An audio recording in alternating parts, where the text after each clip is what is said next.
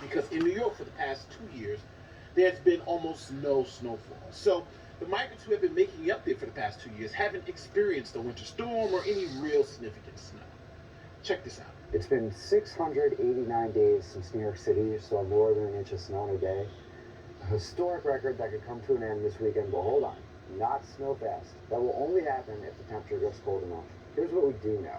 A nor'easter is churning up the Who East is this Coast, dorky bringing with looking it heavy guy? winds and precipitation Saturday into Monday, meteorologists say. Now, depending on where the low pressure system sets He up, looks the like city a will either flaming see a messy flamer. wintry mix, or we'll finally get a taste of the winter wonderland that we've been missing. So think about this. Now you got a major winter storm headed to New York City, and you have thousands and thousands of migrants sleeping on the streets and outside in town. There's this channel.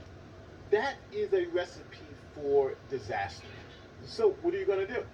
Well, the good people of New York decided to take all those migrants out of those tents and put them into public schools. Thousands of immigrants to be evacuated from their temporary housing on Tuesday. Yeah, rain, high winds pushing through New York City, as Max was talking about, forcing hundreds of those families to take shelter inside of a high school, which is now closed to students today.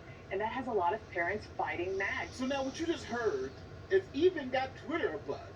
So Libs of TikTok posted the video of the migrants moving into the school, and also that schools were I was saying that because they were going to be in there. And she says that it's disgraceful because they're prioritizing illegal immigrants over Americans. Now Elon responds, this is what happens when you run out of hotel rooms. Soon, cities will run out of schools to vacate, then they will come for your homes.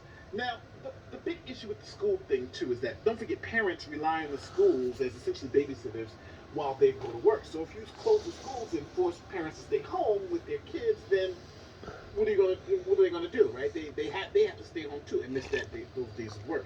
So that's why the parents are upset. They're like, you're making us.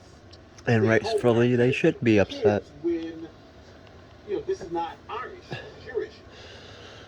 But even to that, I would be upset too. he says they will come to him. Now, later on, there's a TikTok, then blast this. This is a headline from New York. Governor Haley urges residents to house migrant families amid growing shelter crisis.